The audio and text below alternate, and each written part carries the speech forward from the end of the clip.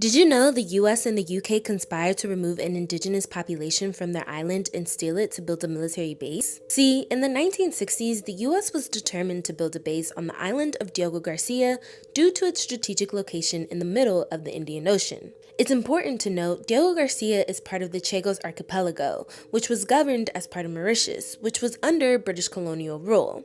Remember that, it's crucial to the story. There was one major issue in securing Diego Garcia, though. It had been home to the Chagosian people for centuries. Chagosians are mainly of African and Indian ancestry.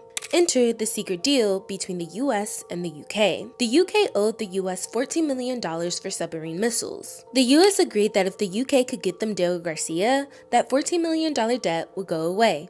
There were a few conditions, though. First, everything about this deal had to remain top secret.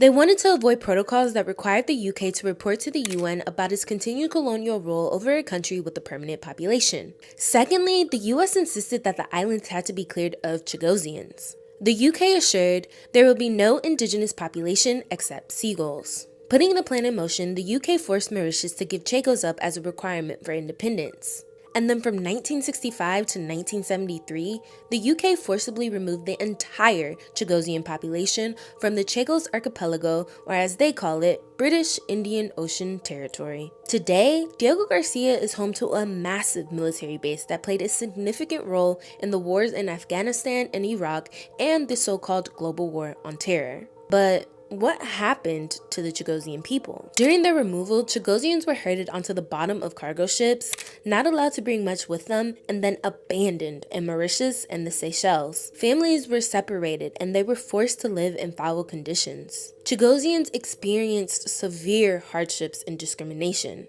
and what was promised to them was never delivered, leaving them without the means to rebuild their lives. But this isn't ancient history. Chagosians who endured this displacement are still alive, like Bernadette, who was a little girl when her family was forced off Diego Garcia. How do I feel?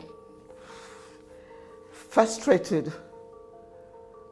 Where is my right? You negotiate with somebody on my behalf without my consent. I never gave my consent to anybody to negotiate on my behalf. Throughout the years, Chagosians continued to demand their right to permanently return home.